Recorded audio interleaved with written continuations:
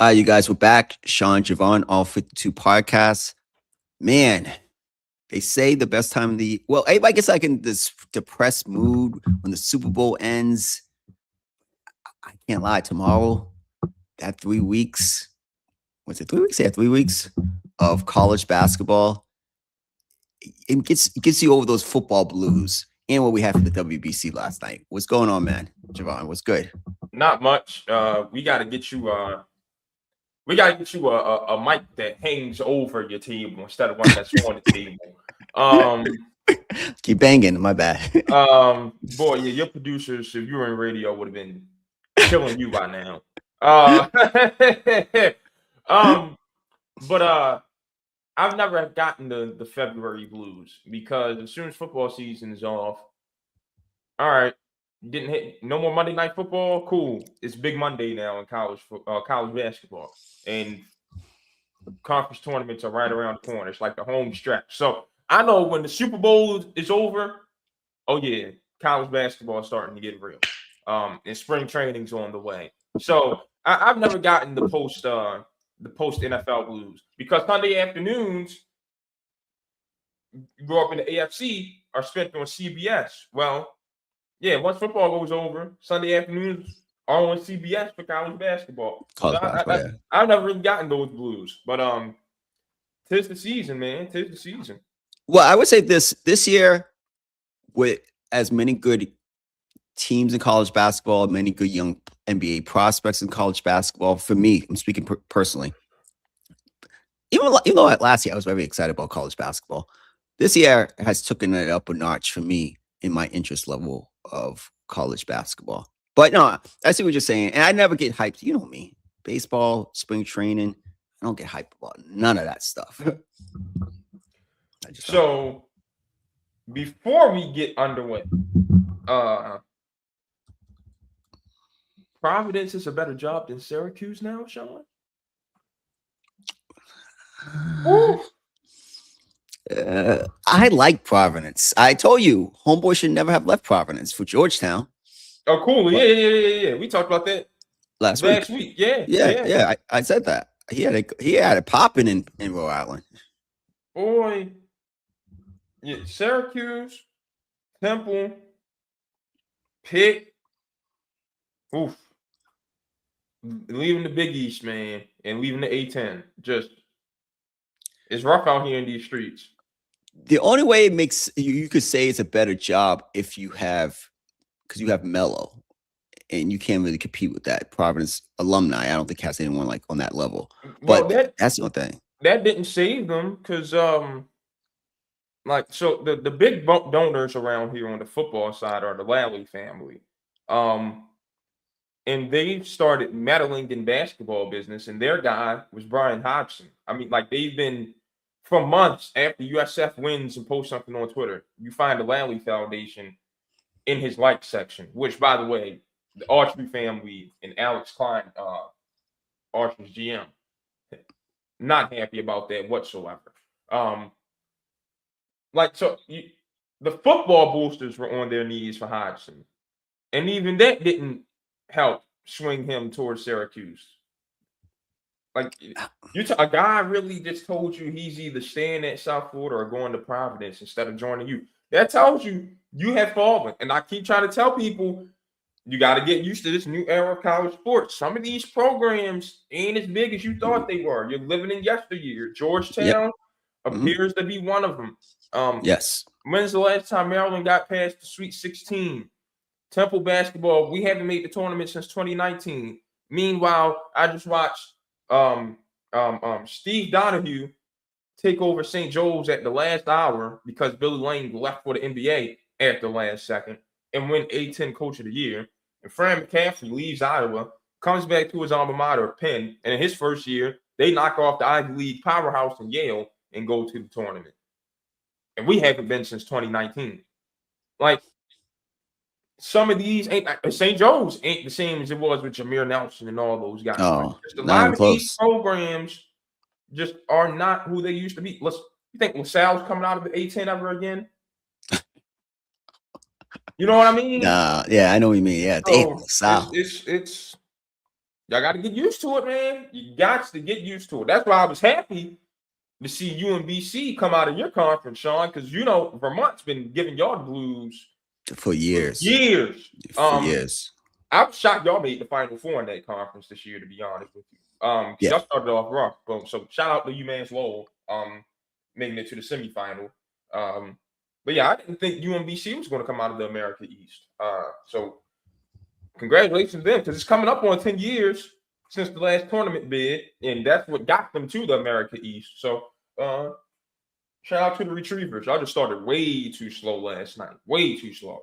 What a shout out to Howard University. My sister's alumni there, and my uncle's alumni there, and they're going to the tournament. Coach Kenny Blakeney, he's not going to be there long. I can tell you that right now. Stepping stool jobs. At least you got to just know, like he's definitely going to get a job at some point this year. Yeah. All right. Well, we'll get back to the basketball talk real soon. But first, Sean, a couple months ago, your president went down to Venezuela and overthrew their government. And the baseball team must be siding with that regime, because they went ahead and kicked the U.S.'s butt at its own sport in the championship game last night.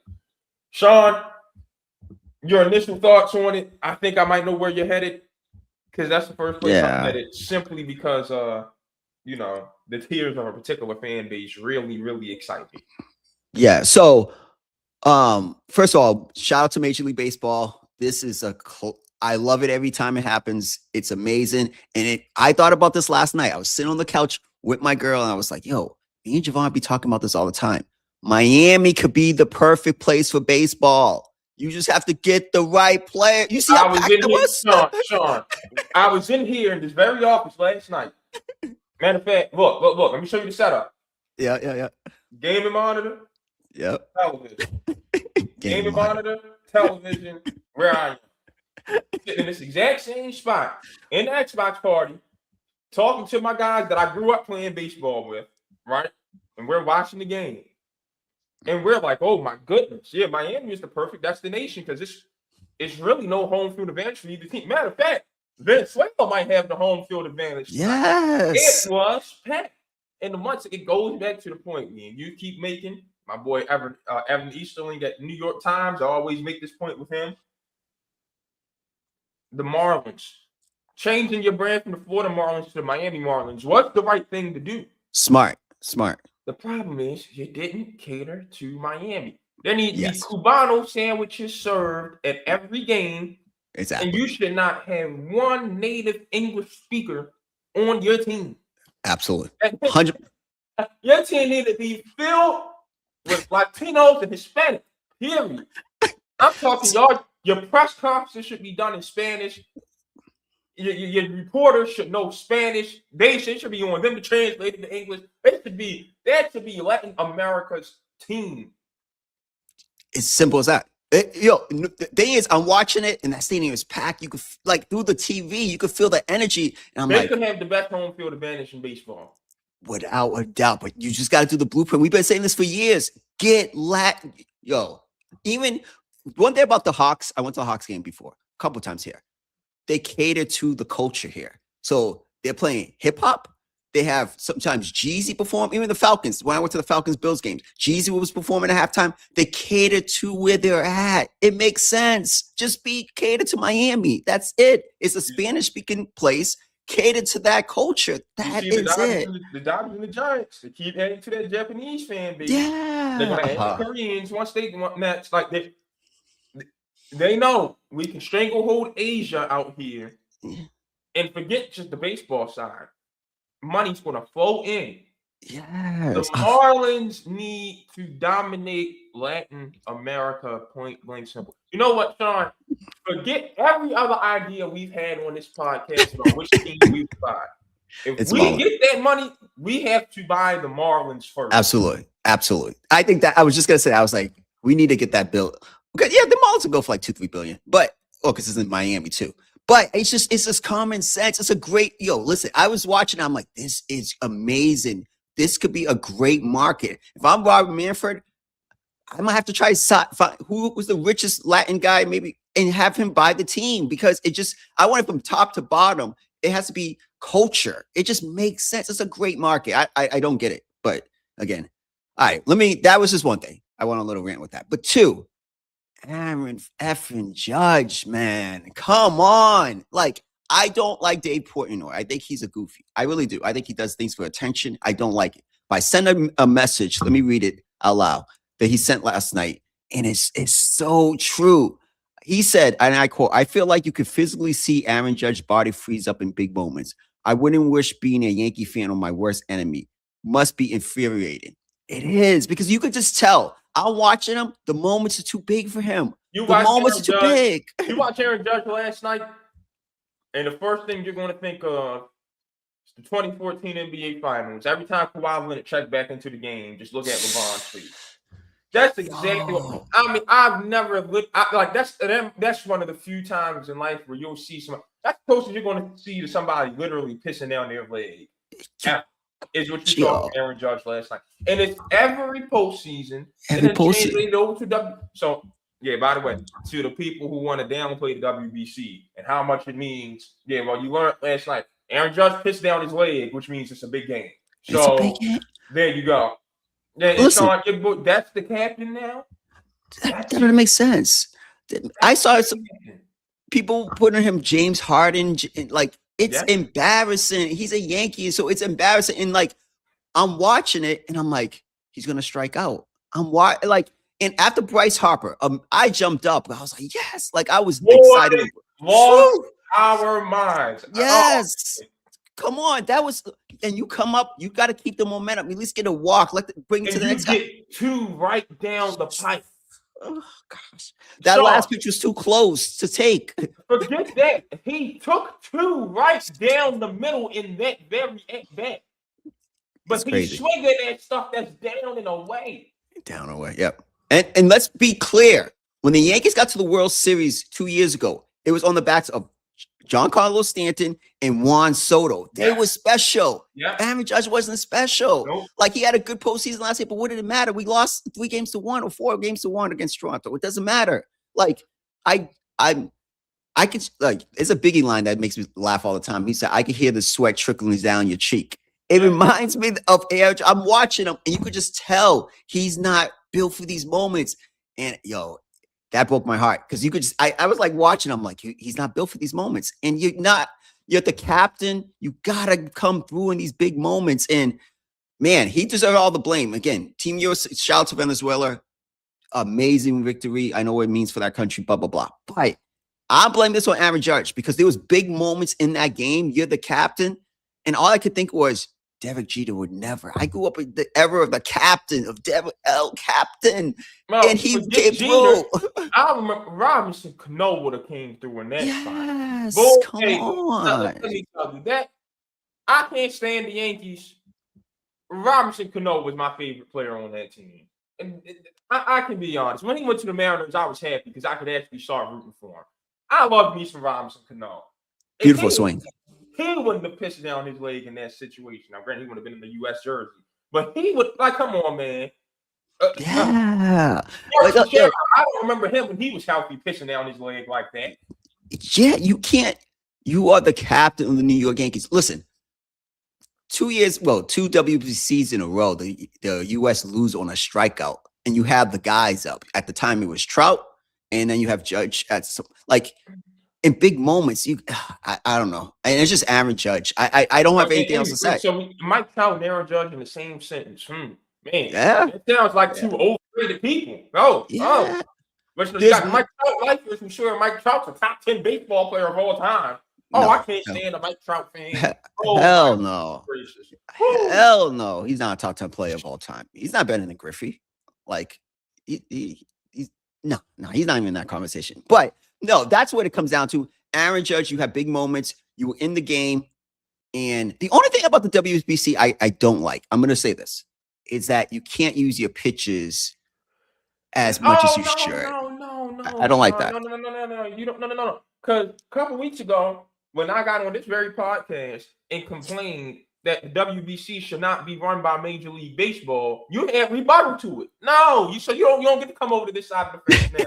It's that way because Major League Baseball runs it, and these teams get to set the restriction on how much their guy pitches. Mason Miller had a restriction last night with the Padres, whereas he couldn't come in the ninth inning since he pitched 2 days ago, unless it was a save situation. Yeah, he couldn't come in unless it was a save situation. So, like I said, Major League Baseball should not be the ones running the WBC.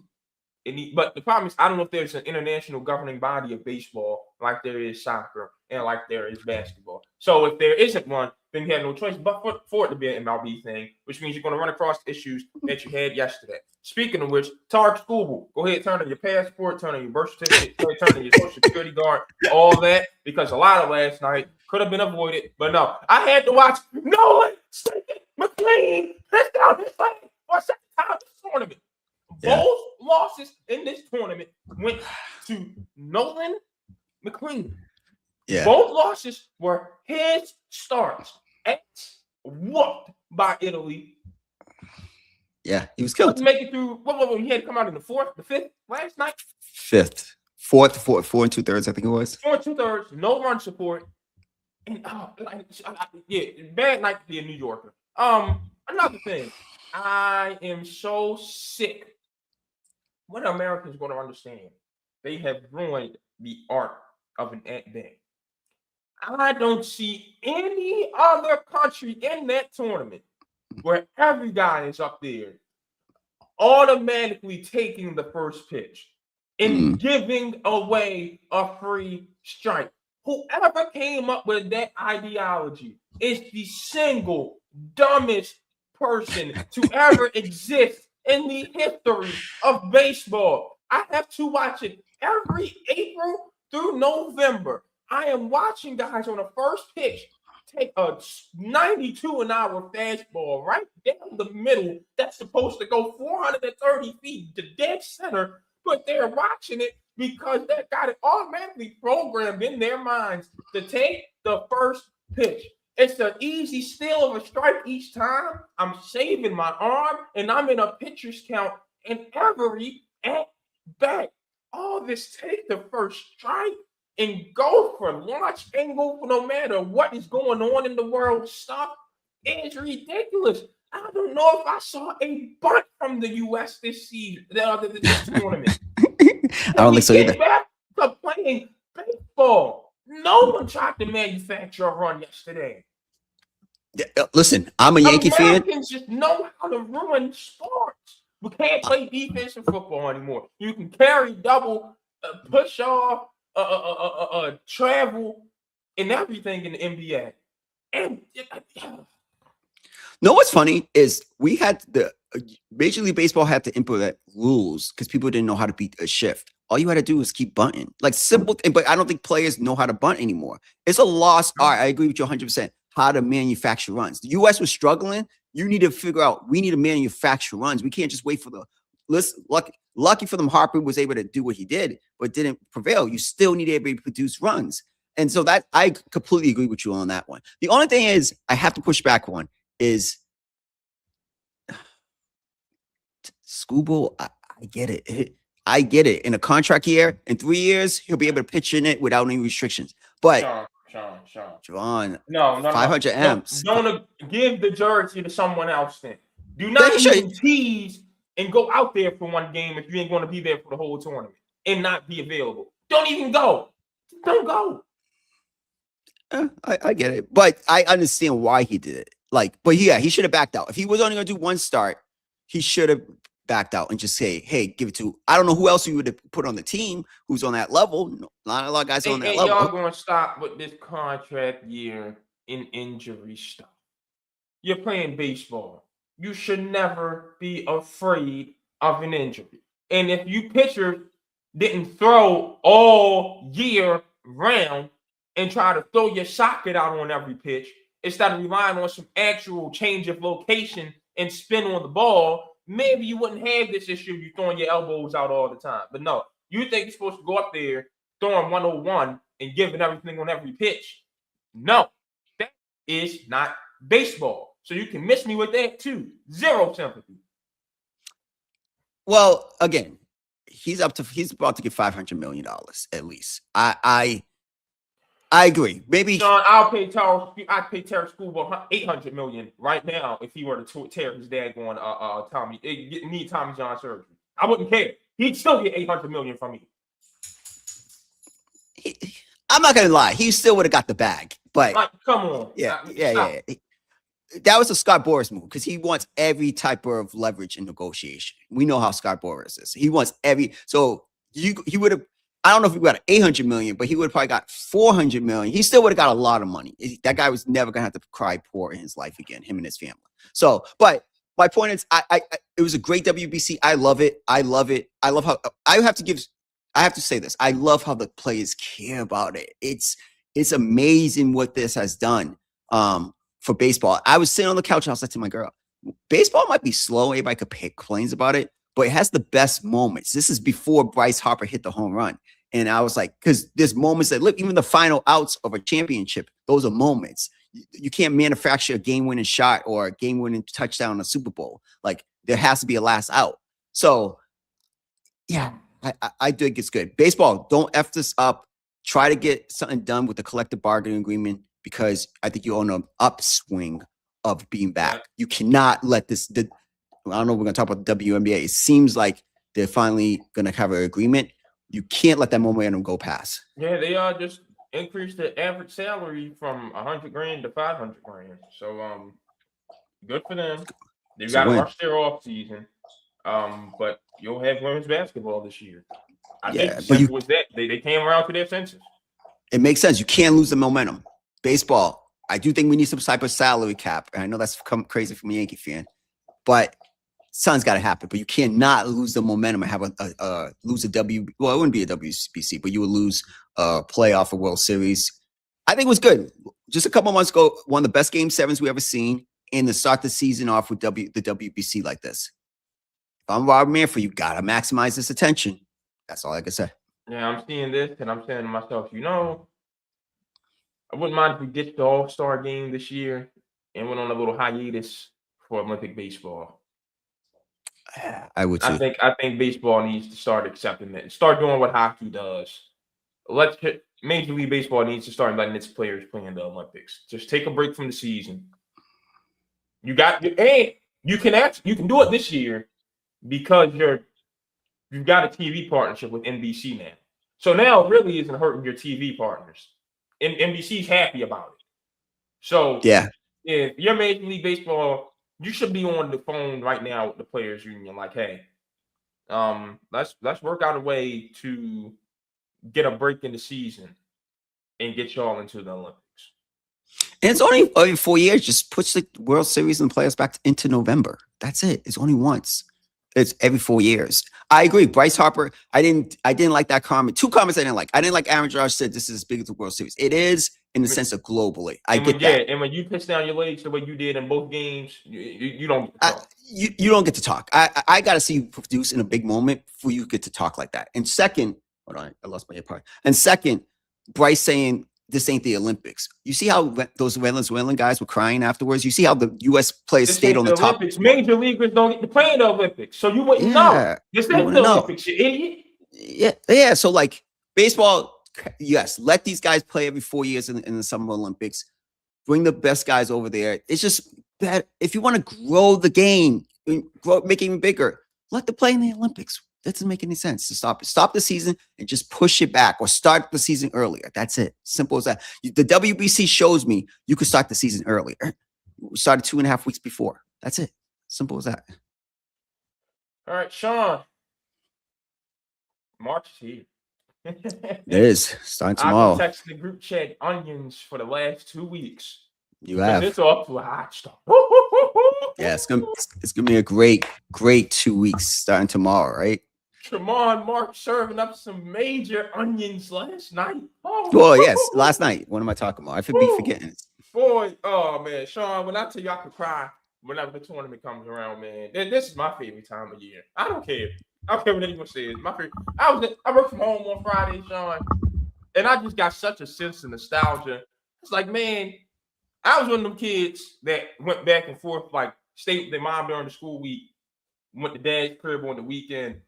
Okay. Sean, let me tell you, first of all, I hated my mom's crib for the longest time. So Pop's house was a vacation resort to me.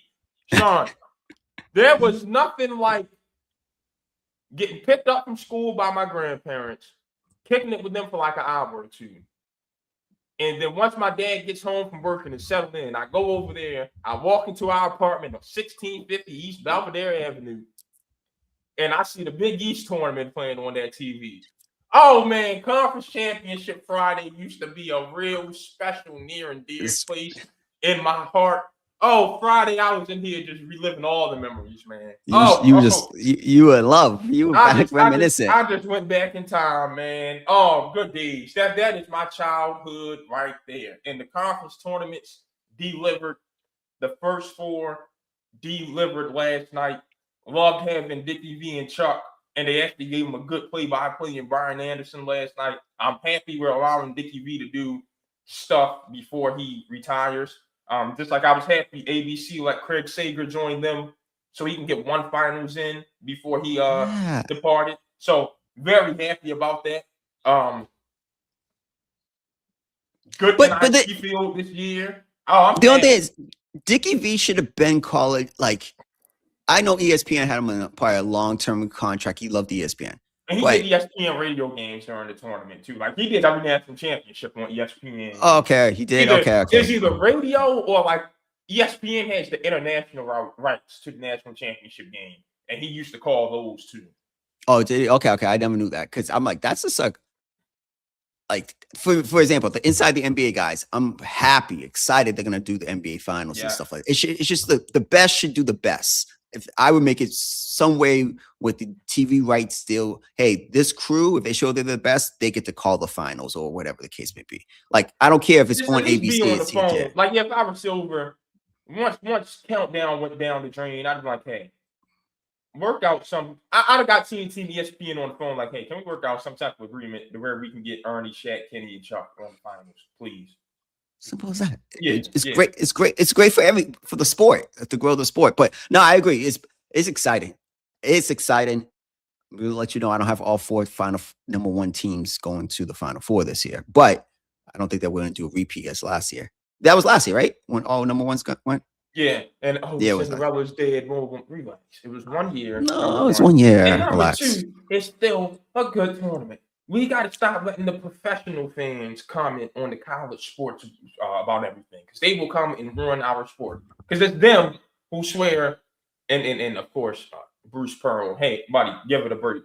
Your son didn't make it. He didn't deserve to make it. Who just swear Miami of Ohio didn't deserve to get in. Like, relax. Now, I'm changing my tune and saying they didn't deserve to get in, because I was reminded yesterday that, John Harbaugh has a degree from there. So, let's go ahead and get them out of here tonight. But we got to stop that. But before we get into any picks, we got to talk about the bracket first. St. John's got royally screwed. So let's get this straight. Purdue wins the Big Ten championship. They beat Michigan. Yep. They climb up to the 2 line. St. John's takes 2 out of 3 against UConn, including dominating them in the conference championship game. And they're a 5 seed to UConn's 2 seed in the same region. Region's tough. And sent them to play all the way out on the West Coast. And in that same region, is Kansas, a 4 seed, who should not be seeded higher than St. John's. No one got a worse deal in this tournament than the Red Storm. Do you feel like it's because how they started the season? They didn't play. I don't think they had a stretch of bad basketball. I got a penalty for going 28-6. No, I'm just wondering because they came in the season ranked really, I think top 15, right? Yeah, and they fell down. They fell down. Yeah, they fell down a couple. So it wasn't like they were a juggernaut. I do agree. They should be the 5th seed in the East. Like that East with Michigan State, Duke, Kansas, UConn. That is crazy. Florida's reward for being the number 1 seed is seeing St. John's in the Sweet 16. Yeah, that's crazy. Like, yeah, the That's East is definitely the best region this yeah, it's year. not even close. But yeah, St. John's just got completely just crapped on with the way they were treated by the committee. And then, Yeah. oh, go ahead. No, keep going. And then you mean to tell me that where is it? Because I had a complaint on this on Sunday. It was someone. Oh, VCU, Virginia Commonwealth. Was it going to be an at-large team? Go undefeated, right? No, not undefeated. Excuse me. No, they won the A10. A10. But no, the committee chair said VCU would not have made the tournament had it not won the A10. What? What? Over who? You going to put Oklahoma in? Oklahoma had no business being near this tournament. I didn't think we congratulations. We talked about them as a bubble. We talked about them as a bubble team, right? Because the bubble's so awful. Yeah. Okay, keep going. But like Texas at 18 and 14 got it. I don't want to see that. I'd much rather saw New Mexico. I'd much rather saw San Diego State. I'd much rather saw Seton Hall. Why we gotta bow down to these so-called power conferences? And you see all the football people who only come over to basketball for the tournament saying, "Oh man, I respect the basketball committee. And at least they give clear, concise, and articulate reasoning to explain what they've got going on, unlike what we get on the football side." That's how I know you don't watch during the full season. Because everything I heard from the committee chair was nonsensical on Sunday. None of it made sense. And in what world should the commissioner of the Sun Belt ever be allowed to serve as the chair of this basketball selection committee, Sean? The Sun Belt? The Sun Makes Belt? sense. Yeah. Not even The question. Come on, doesn't man. make sense. Doesn't make sense. Yeah, you have some. Those are some big rights, but I feel like when teams get into the first four and they win, Texas did win last night, so I can't really. I'm okay with it. I remember one year North Carolina got in. Did they get smoked? Remember that whole? And they got in, and they So like once you winning, once you get in, I have nothing else to say about it. You're in now. Let's see, because you might go. It's the beauty about this tournament. I love it. It's 1 games. There's a bunch of 1 games set in. So I never really complain once you get in and you win. And they won last night. So, and that was a really good game. That game was really, really good. Yeah. Really good. So, yes, I see. But Texas has definitely underperformed this year under, what's his name? Sean Miller? Yeah. Yeah, Sean Miller. Very disappointing this year. Speaking of first four, can we stop with conference champions playing in the first four? They earned their way. They should not have to play a first 4 game. Put in the last 8 teams. Period. Makes sense. Miami, Ohio should not be in the first 4. I thought that was I know they're. Now, granted, I do have a problem with you losing to UMass in the first game of your conference tournament, and you're in one of the conferences that protects its top 4 seeds. Y'all get an automatic bye to the quarterfinal. But buddy, or did they get a bye to the semi? It's one of them. But losing to UMass first round is crazy. Yeah, shout out to UMass. But yeah, that's I saw that. I was like, ooh, that's not good. Because the whole chatter has been, hey, this and that, and you lose to UMass like that. That's not. But you won 31 straight games, so I'm not going to kill you. You had an off day, and you got to think about this. This is why I really don't like the conference tournament setup, and let's get into that real quick. We got shrink the tournament field, but don't put the high seeds at what you think is a rest advantage. In this situation, it's a rest disadvantage because UMass has been scratching and clawing for 2 days at this point. Now you have 20 minutes, the first half, to catch up to their level of intensity and realizing this is March. I wouldn't want that as a coach. Do not give me a bye to the semifinals. No. For me, we need to start shrinking these conference tournaments to 8 teams and just do normal quarterfinal, semifinal, final. 3 games in 3 days, 3 games in 4 days, whichever one you want. 8-team conference tournaments. We do not need 14 teams in the conference tournament. And we do not need all these teams just passing on to the next round and next round and next. Because like when Georgetown won the Big East a couple years ago, they're rolling. They've got the momentum. They understand this is March. Now, if I'm UConn, I'm St. John's, I'm Marquette, I'm Providence, I'm Seton Hall, I only have 20 minutes to catch up to that. They've been at this for 48 hours now. I don't want that in March.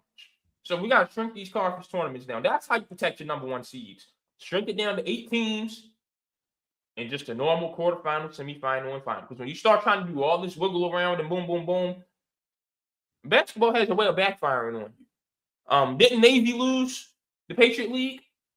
Yeah. Didn't UNC Wilmington lose the CAA? Yep. Didn't Miami lose the MAC? Mm-hmm. Now, granted, the MAC second team did win Akron, and there were many people in that conference who said Akron might be the best team in that conference. So, shout out to the Zips. But like, it hasn't worked. Well, it didn't work this year, and I'm telling you, I don't think it's going to work in the future.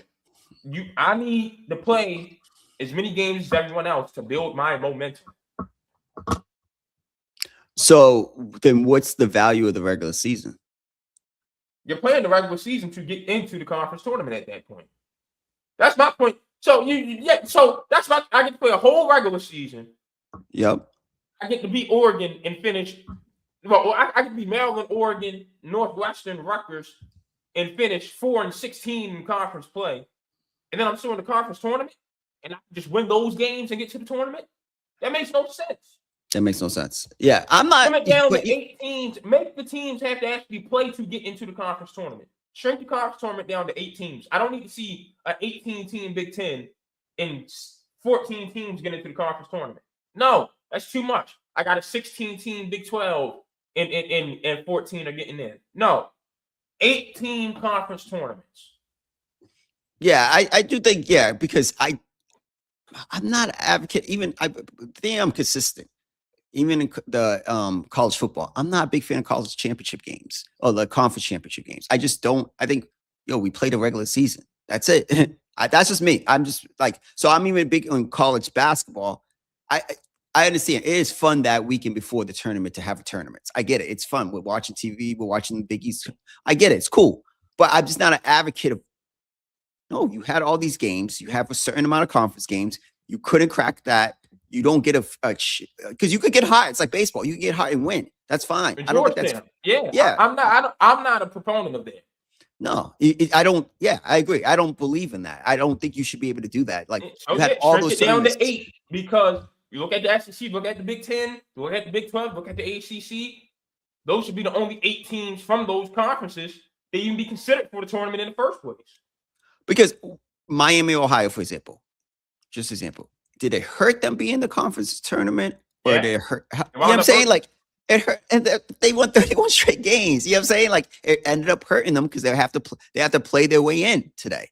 Like that doesn't make sense to me. I don't know. So those 31 games meant less than the 15 games, 14 games, 12 games, whatever that conference tournament's amount of games are. That doesn't make sense to me.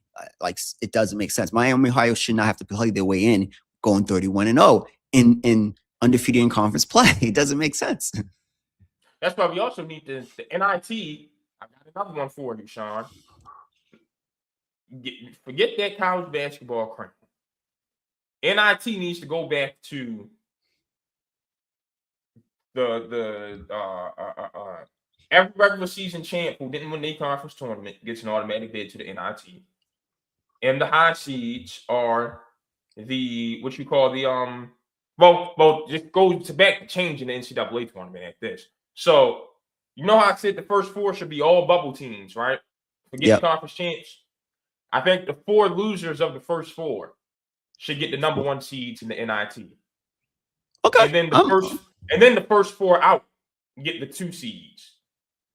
And then once you're done with those 8 teams and all the automatic bids of the regular season champs that didn't make the NCAA tournament, you get your at-large field for your field of 32, and that's your NIT.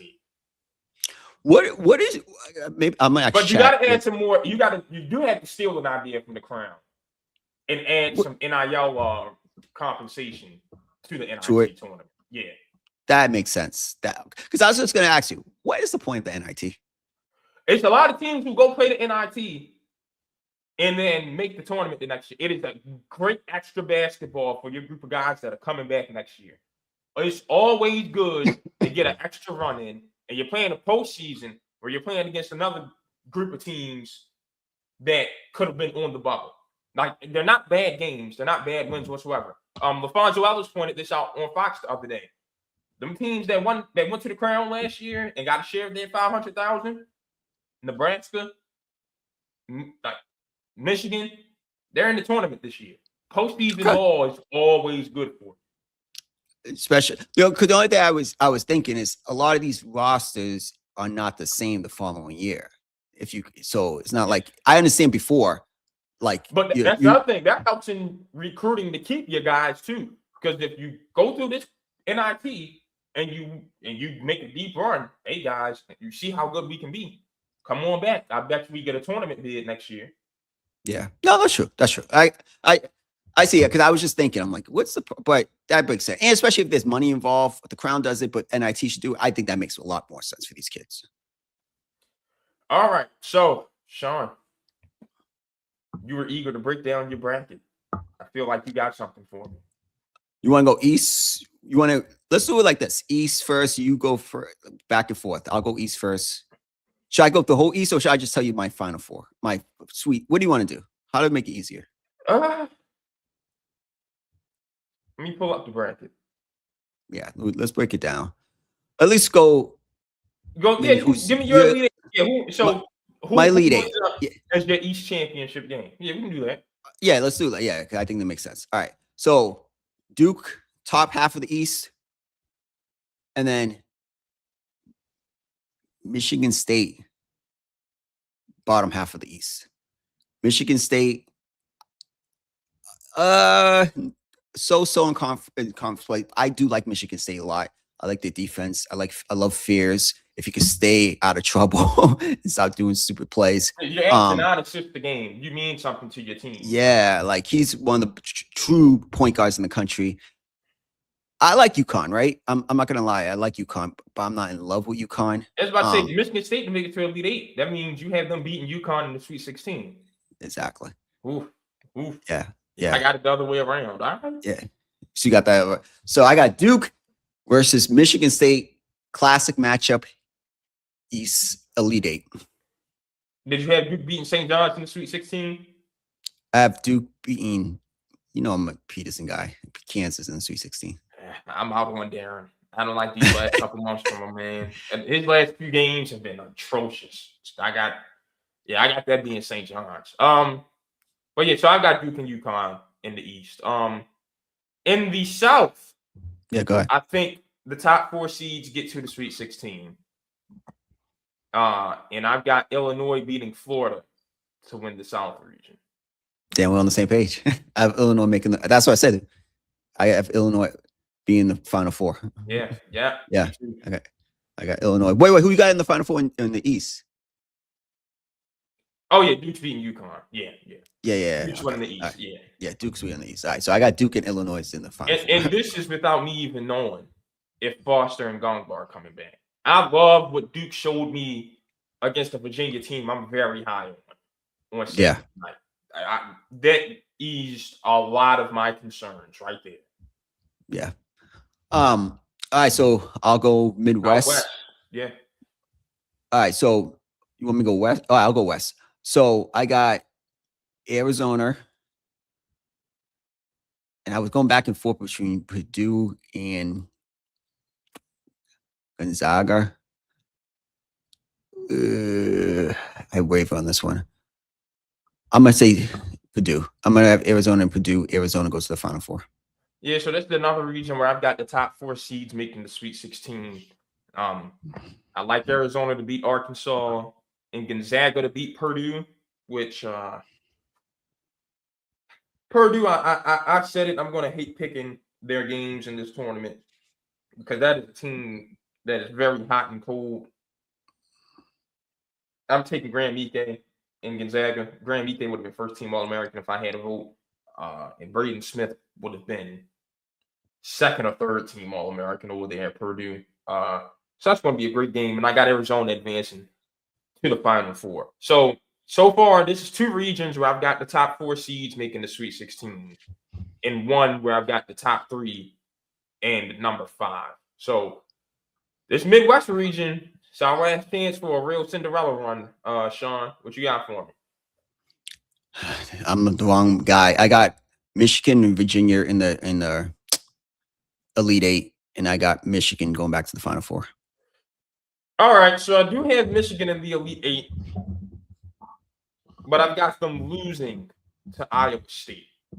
Wow. I got Iowa State and Virginia being probably the game of this tournament in the Sweet 16. And I do have a Cinderella team. Cool. Akron gets to the Sweet 16 and loses to Michigan. So I can see them beat Alabama. Is Holloway? Yeah. He's out. He's done. 2 pounds of weed. Don't these guys get NIL money? I don't know. But anyways, I like that pick as your Sweet 16 because I could see them definitely beating Texas Tech. Tech has not looked good without Toppin. And then Bama could lose Hofstra, to be honest with you. Like, you rocking with Speedy Claxton like that, huh? I like Speedy, man. But like, just for, do I have him? No, I didn't. But I actually. Which upsets do you have? Because I got a few. So I have A&M beating St. Mary's. 7-10 is quote unquote upset. So, but that's kind of a cop out. I'm not going to front. It's a cop out when people do 7-10. I do have South Florida beating Louisville, but losing to Michigan State. Like, I think that's an upset. Not really a Cinderella upset, because they won't beat Michigan State. But once you do that, you can win something. And then everything else, I gotta be honest, I have them kind of by the book. Santa Clara could beat Kentucky though, but I've got that happening. I don't think that's a could. I think that's okay. a will. Like I got a couple parlays see on FanDuel right now. Don't bother me. Just know look, $100 is going into my FanDuel, and I'm just gonna let I'm just rock out. Take its course. Listen, I've got Cal Baptist getting Kansas out of there on Friday. That's what?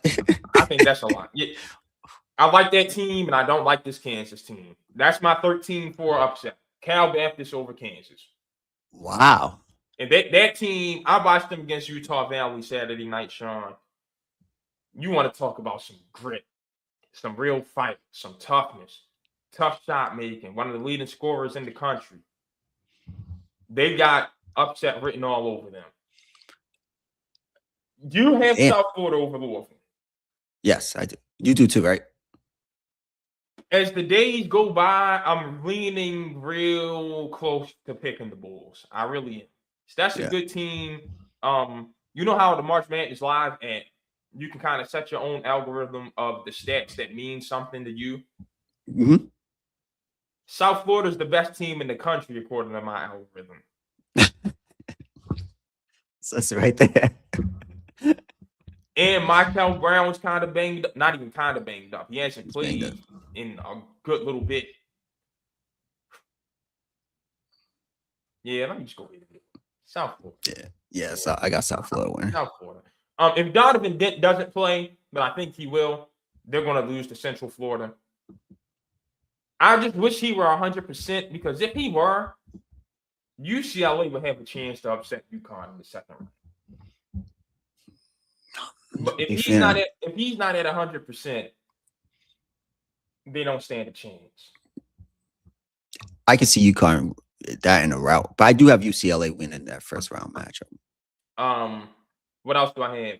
Your typical 6-11. VCU is going to beat North Carolina, especially without Caleb Wilson. I think that game can actually wind up turning bad. Actually, now you think about it, I forgot. Yeah, what was I doing? I'm switching that real quick. Yeah, Yeah, and VCU versus Illinois in the second round. Yep. Okay, done.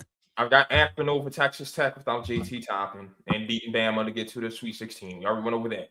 But tonight determines if I have another one. Santa Clara, Kentucky, whatever. But tonight will determine my last one. If Southern Methodist beats Miami like I think they will, I've got them beating Tennessee on Friday. So if you're Tennessee, you are rooting for Miami because I think you beat them.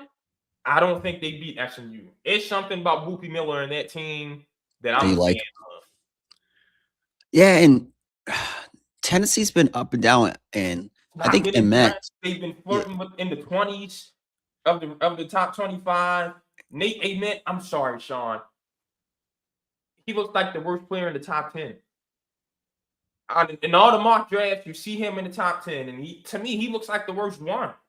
That's a guy who needs to stay in college, put on some muscle, and just dedicate to becoming a power forward. Did you see how awful he played in the conference tournament? Yeah, I'm just sitting here thinking about the top 10 right now, and I gotta be honest, I'm taking all the guards over him. I'm taking the top four is the top four, but Acuff, Brown, Fleming. Who else am I missing? Peterson. Well, the top four is already set with Boozer. Yeah. I call them top four, those guys. So that's Wagler. I'm taking Wagler over him. Oh, I'm taking Wagler over him. So yeah, he is the worst out of the top. But the thing is, let's be real. I'm not mad. You said it in the group chat. I was like, huh. I do like his skill set. I can't lie. He has a very unique skill set. But would another year hurt him? No, he'll be the number one pick in next year's draft, I think. So, like, another year of development, getting bigger, stronger. Some of these guys who are projected to be late lottery picks or mid-round picks, I would go like Berry's from Arizona. I think he's a good player. But yeah, even Pope. How am I messing up his name? His teammate. Cole Pete. I think they would be beneficial. They're not both going to come back if they do one more year in school. I can't lie. I think Burris is probably more pro-ready than Cole Pete. Yeah. Yeah, Burris is going to come out. I get it. He's going to probably be 10 or 11 or whatever. I get that. But do I see them on the same level as the top 8? No. So you're still going to get paid. Why not get another year of experience in a weaker draft, quote unquote? You're going to be a top 5, top 10 pick. Like, that's just my opinion. But who am I? Yeah. All right. Who's your national champion? You said your Final Four. So I have Duke beating Illinois, and then I have Arizona beating Michigan. And then I got Arizona finally after 20-something years returning as national championship. I've got Duke over Illinois, Arizona over Iowa State. And although the champions should come from the Big 12 this year, and Duke's been known to lose the big one lately. Yeah. I gotta go with the Blue Devils. Okay. I think that is the game where we see Dame Sarr, Isaiah Evans, Caleb Foster, Cameron Boozer, Caden Boozer. I think we see all of them play at their best in that game and show Arizona's deficiencies. So I've got Duke over the Wildcats. I'm looking forward to this Final Four. I'm looking forward to this tournament. This is 2 years in a row where I feel 100% confident about my national champion. Last year, that resulted in 13 out of the Sweet 16, 7 of the 8, 3 of the Final Four, and the national champion. I'm hoping I can have similar success this year. That'd be crazy. It's pain me to see Duke win a national championship, but whatever. I've seen it before. I can see it again. I had Duke last year winning it, and that didn't go well. But Florida was. I don't know why I picked against Florida. Florida was. Like Marshall Clayton was money last year. But Yeah, they were juggernauts. But yeah, I like that pick. I think both our brackets are solid. I love my Final Four, but I think Duke and Arizona are going to get a lot of play by everybody to meet in the national championship. Yes, that'll be a great national championship. Those are the 2 most selected champions on every year. Okay. All right. See, yeah, I haven't been into it like that, but those are the two teams I could see. And by the way, I think AJ DeBonster's career ends after the second round. Like, Yeah, where do I have him going out? Because they're in the. Did they get sent to the West region? yeah, they face Texas. Yeah, that's fine. BYU. Yeah, they're losing to Gonzaga in the second round. Yeah, Yeah, those are 16. Gonzaga. You can't Yeah, succeed. but I do think 3 out of the 4 teams led by freshmen will be in the Final Four. So it's the year of the freshmen, anyways. All right. What we got coming up? All right, so the Broncos made a big trade. They traded for Jaden Waddle, and they gave up the first round pick this year, I think a 4th and a 5th, and they get a return of number 11. I don't know, 4th or another 5th return. I don't know, how it was, but they gave up 3 first round picks, the Broncos, to get Waddle. What's your thoughts on it? So they gave up number 30 this year. Everything they gave up was this year. 30, 94, which was a 3rd, and 130, which was a 4th, if I remember correctly. To Miami for Waddle in number 11. Actually, they gave the 1st, a 3rd, and a 5th, and got Waddle in a 4th back. That's great for Denver. Waddle and Courtland Sutton together is going to be very good.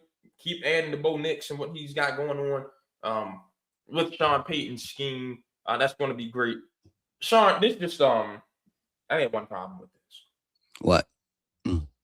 This took me back to grade school. This is the first time I've ever seen someone flirt their way to a trade in the NFL. I don't like it. I don't like it at all. Flirt? But so somebody asked Jalen Waddle, who would he want to fight in the NFL? That brother said, "Oh yeah, Pat Surtain got to run me my ones. He got to give me my feed. I put him together." 2 days after I see that he gets traded to Denver, that is the most middle high elementary school flirting I've ever seen in my life from 2 grown men, and I don't like it. I don't like it at all. I'm sorry. Flag on the damn play. Nah, man, that ain't sitting right with me. They flirted their way to that trade. I don't like it. It's not the Damn, I didn't see that, first of all. So you feel like he said that to set himself up to get traded to Denver? No, that's exactly what that was. Huh? That's 13-8. Yeah. We'll talk to your boys. Come get me. So I would say this. Oh, no. That tells me there were talks. Yeah. That he heard about. Oh, yeah, Pat. Yeah. You hear they talking, right? Go ahead and get this thing done. Let's make it. I like this move because Knicks hasn't got his $200 million contract yet.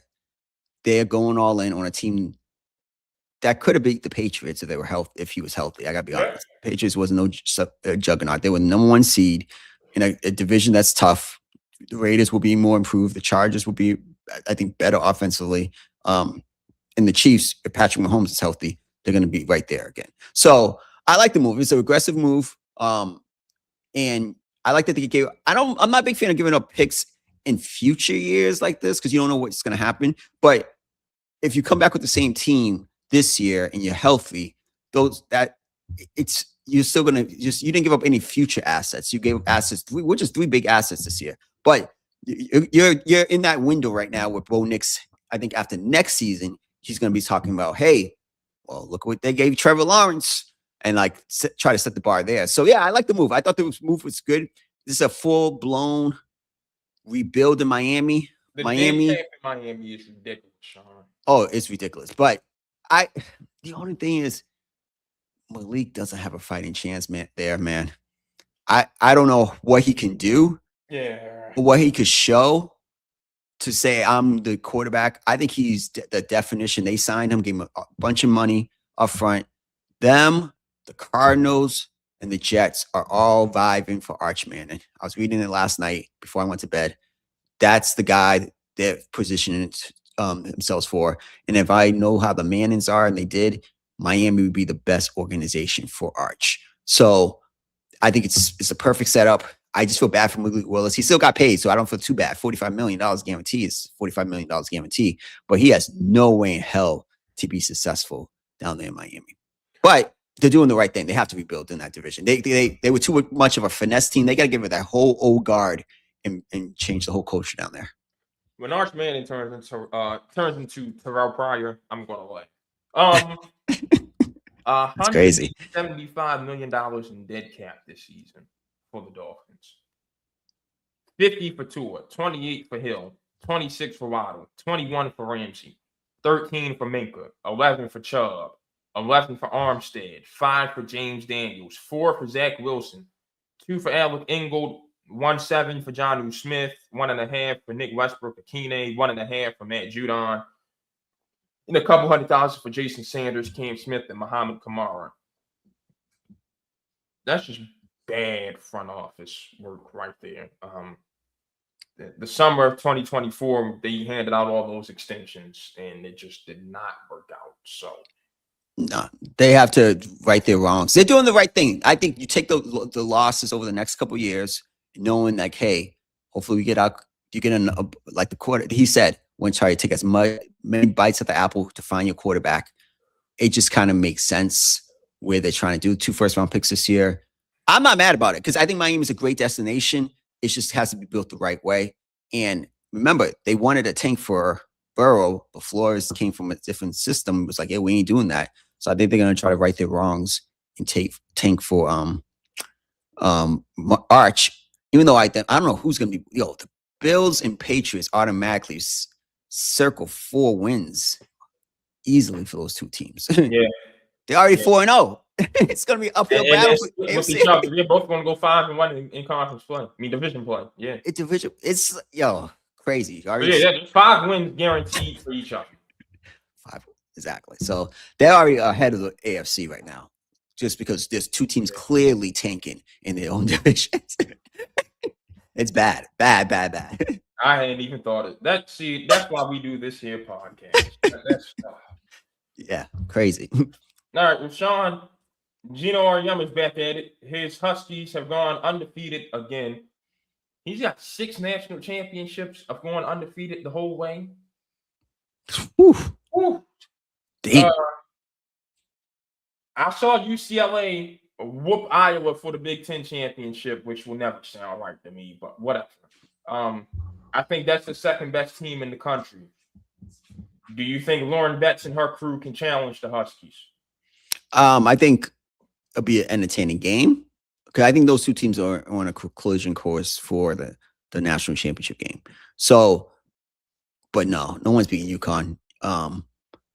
We need I think I say for me, because I don't like putting things in general terms, that I don't appreciate the greatness of what Gino's done in Stores, Connecticut, because that is amazing. I didn't know 6 undefeated national championship teams. If they win it this year, no, this would be 7. Oh, this would be 7. That's ridiculous. 7 undefeated teams winning natties. Nah, UCLA is. I'm just not in love with their guard play.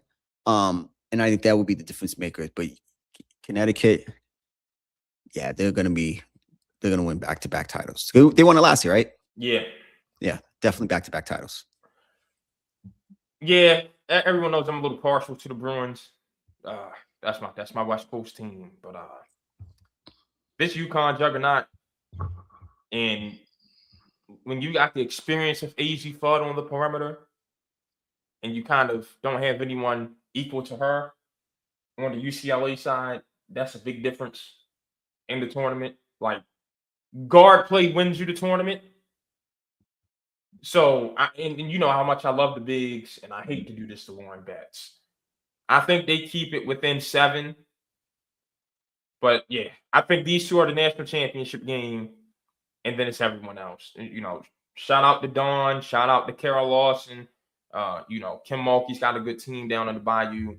Texas is a good team. I don't think anyone comes close to sniffing UCLA and UConn. And even then, I think there's a clear level of separation between the Huskies and the Bruins. Yeah, no, it's UConn and like it's a gap between them. It's just the guard play is not up to snuff on the perimeter to contend with UConn. UConn, yeah, they're about to make it 7. Yeah. Yeah. Kyler Murray is now a Viking. Yeah, the pressure's on your boy, JJ McCarthy now. Go plead his case. No, I'm not going to plead his case because this is the reason I'm thinking about this. Because the same thing's happening to Penix down in Atlanta, here in Atlanta. Excuse me, I don't live here. I think the problem is this: we're giving these guys a lot too soon, and some guys just may not be ready, or they're not ready for those expectations. That Vikings team a year before that won 14-3 or something like that, and they lost to the Rams with Sam Darnold. We all know the story. But it shows me they have a playoff contending, Super Bowl contending type of roster, or they did have. So I like now that KOC's in charge, that he's like, I don't want to go another year. JJ needs some more reps. He needs competition. Kyler has the talent. I've been tough on Kyler, on this podcast for as much years we've been doing it, because I just don't like with how his teammates. I'm a big advocate of how the teammates talk about the quarterback. And it hasn't been raving reviews about him and his work ethic and things like that nature. It's a dynamic offense in Minnesota. If he can't get it done there, I don't know where he's going to get it done. I think this is it could be a great jumpstart for his career, even if it's just a 1-year thing. Then he'll be the biggest free agent next season, and someone is going to pay him a boatload of money. So I think if he takes it seriously, he realized, hey, my career's at a crossroads. I'm with an offensive guy who we all feel can knows quarterback play. And then we have the weapons on the outside. We have the tight end, a solid offensive line, blind forwards on defense. He can make it work. If he makes it work, that team could be right in the thick of things in the NFC this year, and he will get a big bag come next offseason. But JJ, hey, he only played 8 games. I don't think Minnesota's giving it up on him. But if Kyler has a big year, they're not going to make the same mistake twice. And JJ has to be mindful of that. If Kyler supplants him as a starter and he has a big year, they're not going to let him walk like they let Sam Darnold. They're going to assign him to be the future quarterback. And JJ, what I would tell JJ is, if I was his friend, keep your head down, work, and someone will trade for you next offseason. But use the reps in practice. Use the reps where you can, whatever the case may be. You're in a competition, but I don't think they bring Kyler in not to be the starter. I think it's as simple as this for Kyler. This is your last chance. We know the NFL coaching circle is a fraternity these days, right? Really about the Shanahan guys. You can't make it work with Kevin O'Connell, you're done. You can't make it work with Kevin O'Connell, Justin Jefferson, and Jordan Addison, and TJ Hawkinson, you're done. And they're going to be able to, they're probably going to supplement their run game a little bit throughout the draft. You got no excuse. This team with a competent quarterback is a 14-win team. You have to go to the playoffs. So this is your make it or break it year. Either you're going to make the playoffs and prove yourself again and be the future of the Vikings at the quarterback position, or you're going to be Justin Fields getting traded to Kansas City to be Mahomes' backup. I don't know which star quarterback has that opening right now. Maybe it's Buffalo. It ain't Baltimore because they just brought Huntley back. It's all about it. Both these quarterbacks have a lot on the line. Yep. That needs to be every TV network in the country should be wanting to get the Vikings training camp. That's how I know those two are doing their thing in the offseason. How many networks show up to Minnesota for their training camp? Y'all two better be out there balling and slinging it. Hard Knocks need to be there this summer. They need to be documenting this. It's going to be the most fascinating story this offseason, to be honest with you. Yeah. But I would say this, and it's not on the docket, so I'll bring this up real quick. I don't know if Michael Penix will be healthy, but if he's healthy, if you lose your job to Tua, that's an indictment on you. That's like what we said about Daniel Jones last year, Anthony Richardson. Yeah. You cannot lose your job to Tua Tagovailoa. He's not that guy. And so, yeah, that'll tell me a lot. Unless he's not healthy. But if he's healthy and he loses the job, that will tell me a lot where Michael Penix is. It's definitely in Atlanta. and thought about around the league. Yeah. Got some quick ones to some teams adding talent. The 49ers mainly trading for Osa Odighizuwa, getting Dre Greenlaw back. Your thoughts on what San Fran's got going on so far? I like what they've done this offseason. Like breaking Mike Evans over there as well. Solid placements. What they have to do is just supplement around Warner and Bosa and get healthy. That team could be right there. The division is freaking crazy, but I like the moves a lot. I look at them. I think the defense is going to get closer to what it was. They still got to fix that secondary. Sean, I do not advise you playing Madden with the 49ers online this year. That secondary is cookies. I was down 10 with 2 minutes to go against my homeboy. The fact that I came back and won that game with that secondary was just, I don't know. Oof. Don't use them on man. I'll tell you that. But I mean, real life too. I mean, they couldn't stop Seattle's receivers, and they couldn't score in Seattle. That's what 49ers thing comes down to. Is Kyle Shanahan finally going to figure out that style of defense? Is he finally going to play good against that style of defense? The Seahawks are not as good as they used to be. No, they lost a lot this offseason. I wouldn't be shocked if they go from first to missing the playoffs this year. Was your quarterback Sam Darnold leading them? You mean my head coach Mike McDonald? Yeah, don't get it twisted. Don't get it twisted. Don't do that. That's don't get disrespectful. You know, McDonald's my guy in Seattle. But yeah, it's about that. Hey, you got to take advantage of them having the down year, and it's got to go back to being you and the Rams. And in LA, I'm be honest with you, if it doesn't happen this year, it's not going to happen again. Oh, it's not going to happen. No, it's set up for them. They're the most talented team in that division, top to bottom right now. And they're coming off a loss too, ain't they? You were calling on AJ Brown? I wouldn't be surprised. We're going to talk about him too because I know it's quick hitter Snead. Why not bring the whole Kansas City brand back together over there? Just keep stacking over there. Like, this is their year. They know they have a quarterback who has 1 or 2 more great years left in him. Like, this is their year. I'm saying right now, I don't even care what happens for the rest of the draft or offseason. They're my favorites to win the Super Bowl next year and go to and play in SoFi. Yeah. They're the best team in that division. And that division, if you could beat that gauntlet of that division, you're the best team in the NFL.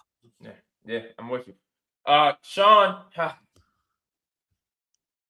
I'm going to say something that pains me to say. As of right now, Wednesday, March 18th, in the year of our Lord 2026, after the birth of Christ,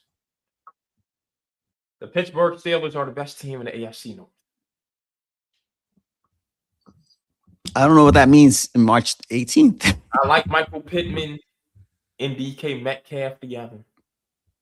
I love the secondary they've built. You know, you add Jaquan Brisker. The Bears are replacing Brisker with Kobe Bryant. We'll see what that does for them. But I like what the Steelers got going on that team, man. I really do. I think that's the best team in the AFC North as of right. With who as the quarterback? Bro, Rodgers is coming back. I really think Rodgers is coming back. Jamel Dean's going to be gritty for them. Sebastian Joseph Day up front. I like adding Rico Dowdle and Asante Samuel to the secondary with Dean and Brisker and Porter and Ramsey. I like that team, man. I'm sorry. I do. I mean, the only thing they've got to find a new slot receiver since they lost Calvin Austin to the Giants.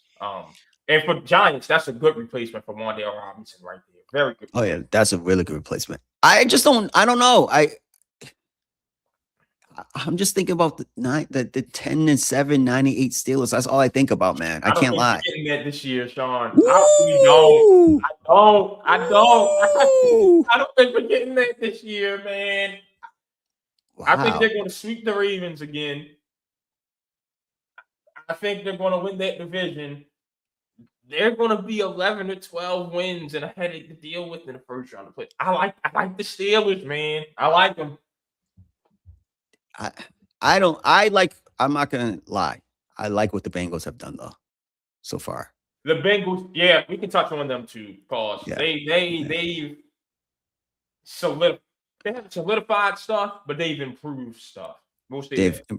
they improved that, and they're still going to be drafted in the top 10. They got what the But Boyd Mafe and Jonathan Allen does yeah, a and lot for that D line. Granted, and Brian, losing Trey Hendrickson hurts, but Mafe is a solid replacement. and you get Cook, safety, cornerback. Yes. I like what they've done. Quiet moves. They basically took Hendrick's money and just spread it out for those three guys. Yeah, well, they now, need more than one player. They got to fix safety. They've got to get another safety next to Cook though. For my eyes, losing Caleb Downs. Yeah. If they get Caleb, that's all I'm gonna say. They got a hit. I think they got 9, 10 draft picks. They got a hit on 5 of those guys to be starters. With a good draft and a healthy Joe Burrow, the Ravens are the 3rd team in the AFC North. Yeah, I like those moves. I gotta give them credit because I'm not a big credit giver to. They got 3 starters, and now they have to hit with that number 10 pick, and they gotta hit with the rest of those draft picks. Like they gotta hit with 5 out of the 10. But if you get Caleb Downs, that's the guy I want. That's the guy, Ohio State kid. Like he would be perfect in that secondary. Yeah. The Commanders. This is what they should have done last offseason, Sean. Remember, they just sat still, didn't do anything but add Deebo Samuel. They were sipping their own Kool-Aid. They thought they were a good team. Mm-hmm. And what happened to them this year? Now they go out. They go get, first of all, they brought all the Maryland guys from Chigaswina, Conqueror, and what's the name? Nick Cross.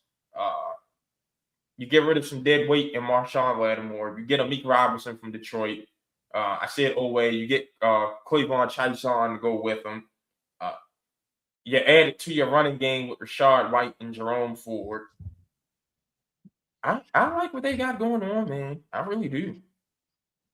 That was going to be good up in the middle of the defense. Yeah, I think that, like you said, they sipped their own Kool-Aid last year and didn't really. They thought they just needed to add a few pieces. When we kind of looked at the schedule and was like, you're not really there. That's why I hope the Patriot. I like what the Patriot has done this offseason so far. They haven't really said, we're a Super Bowl contender. No, we kind of understood how it played out for you guys. It worked in your favor. That you still need to keep building it the right way. Go out, sign Calvin Byard.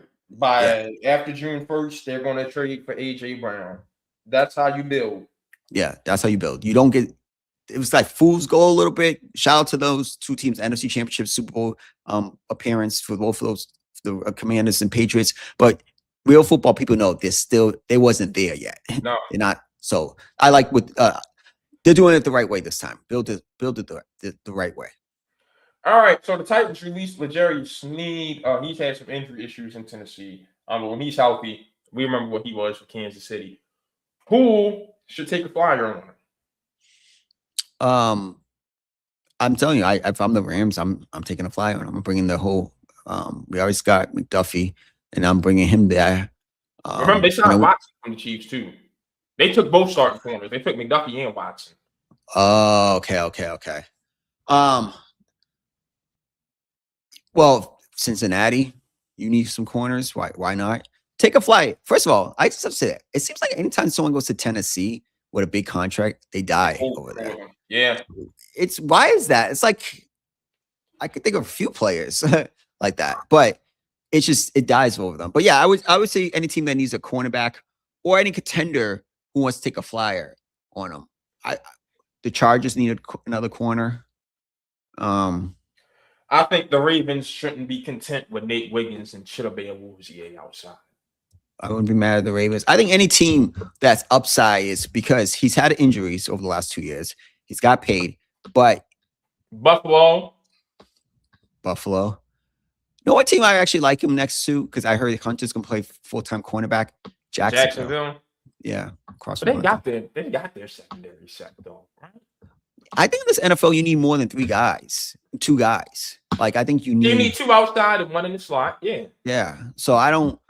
And Hunter could, I think, be really good in the slot. Yeah, they could use one. They could use another one. No, I think you keep Travis outside full time, but they could use another corner on the outside. Yeah, I'm not too mad at that.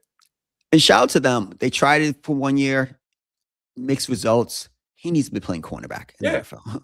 Simple as that. Like, and 10% of plays on the offensive side. But he's going to be a big magnet. He easily becomes the best hands at corner in the NFL. Yeah, in the NFL, like it just makes sense for his skill set. You could do that in college. You just can't. It's hard to do that in the NFL. I think it's nearly impossible. All right, and the Eagles, so they're going to probably lose AJ Brown. Who knows? But if not, their new slot receiver is going to be Hollywood Brown to go with AJ and Devontae.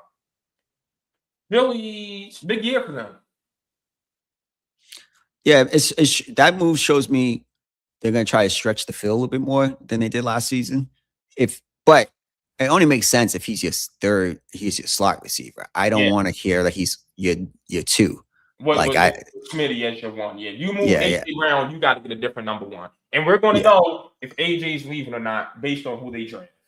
Yeah, exactly. So, but solid move again. What kind of offense they're going to implement? This is the third, fourth straight year, a different offensive coordinator, different type of scheme. And I think Jalen Hurts' best ability is he can throw the football, the long ball. I think it's his best attribute besides improvising as a quarterback. So I like this move for Hollywood Brown because he can stretch the field if he's healthy. Yeah. And the thing is about him not being healthy. Yeah, I got nothing to add to that. You're spot on. Anything else? Nah, college basketball would be on Monday, Tuesday next week. It's gonna be a lot of good games. Yeah, probably Tuesday since the women are gonna wrap up on Monday. Yeah, so we'll probably be on Tuesday. Yeah, that works for me. But now that's all I got, man. Yo, if you have to travel, get early. It was like an hour and a half, 2 hour layover. With pre-check and not layover to get through pre-check through Atlanta the other day. It's crazy. Get those people paid, man. Stop doing this to them. Yeah, because you went to Tampa, right? Yeah, I was in Tampa for my cousin's graduation ceremony, but that traveling was no joke. And I'm one of those guys, people probably hate me. I'd be showing up to the plane super late. I get to the airport 45 minutes before. 45? Super ignorant. 45 minutes, 50 minutes before. Because I only do that in Syracuse because there's no traffic in this area. Yeah. But I do it because I have TSA and clear. So there's one specific line for that. I go right through. But I'm ignorant with it. Don't do that. And I have to go to Boston next Thursday. I'm gonna be at the airport in the lounge 3 hours before because I can't. Oh yeah, now that's too much. 3 is too much. Look, you got an hour and a half. Like when we left for the season, I'm looking at my coworkers trying to say these early times. I'm saying, hey, listen. Yeah. I force it a lot, but like I almost learned a valuable lesson when I had to pay $350 for another flight. So don't do that. Get to the airport early. Yeah. I don't think I've got anything else. Oh, get ABS in the WBC. That's not the reason the DR lost, by the way. And you're taught to protect swing right there. But those are our bowls. So get ABS in the WBC. After that, yeah, that's all I got. So we'll see you Tuesday. All right, we out.